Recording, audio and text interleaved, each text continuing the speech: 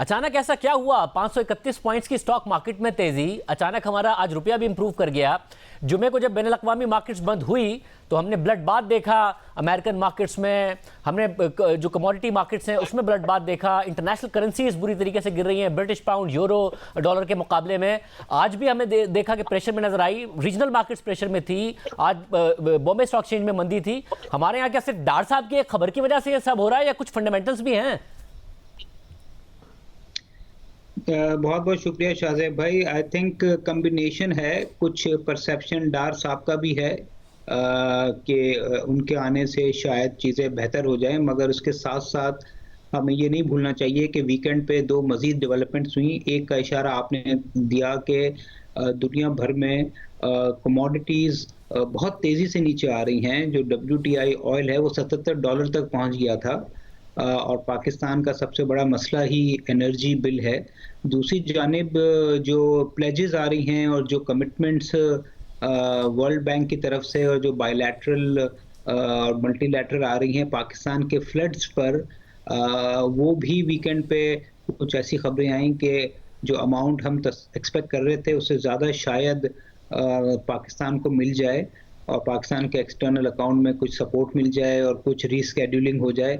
तो I think ये डार साहब की खबर के साथ साथ जो दुनिया भर के जो हालात अचानक से तब्दील हुए हैं वो पाकिस्तान के एक्सटर्नल अकाउंट को सपोर्ट करेंगे, जिसका रिएक्शन हमने आज तमाम मार्केट्स में देखा। अच्छा, और ज़रा अगर इंटरनेशनल हालात बेहतर होते हैं, पाकिस्तान को कुछ असिस्टेंस भी मिल जाती है फ्लड्स की वजह से, जो कि नज़र आ रहा है यूएन के इजलास के बाद, तो इकोनॉमिक स्टेबिलिटी के चांसेस नज़र आते हैं। इसके अलावा आपको लगता है कि डार साहब की कारकर्दगी माजी में आप अच्छे से देख चुके हैं कि उनसे जो उम्मीदें बांधी जा रही हैं वो दुरुस्त बांधी जा रही हैं?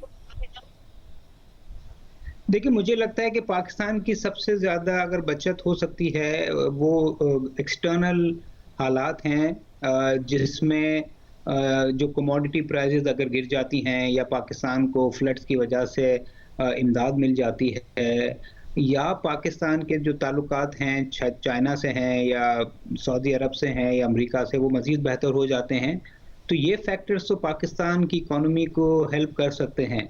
मगर पर्सनली मुझे लगता है कि शायद डार साहब के आने से कोई बहुत ज़्यादा फ़र्क नहीं पड़ेगा। अलबत्ता एडमिनिस्ट्रेटिव वर्क में हो सकता है जहाँ मिफ्ता साहब को 5 दिन लगते थे, वहाँ ये काम 2 दिन में करा लें।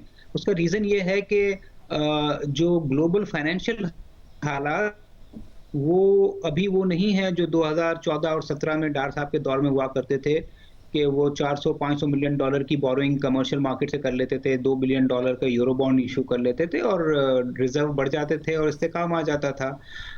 दूसरी जानिब हमें ये नहीं भूलना चाहिए कि जो IMF की कंडीशंस हैं और जो फ्रेंडली कंट्रीज़ की जो कंडीशन है अभी पाकिस्तान के लिए, वो काफ़ी सख्त हो गई हैं और उसके ऑब्वियस रीजंस हैं कि पाकिस्तान के जो ओवरऑल हालात हैं माशी, वो ख़राब हो गए हैं। और तीसरा, हमें ये भी नहीं भूलना चाहिए कि जो सेंट्रल बैंक है, स्टेट बैंक, उसका कानून पास हो चुका है और काफ़ी हद तक उसको इंडिपेंडेंसी मिल गई है जो पहले नहीं हुआ करती थी।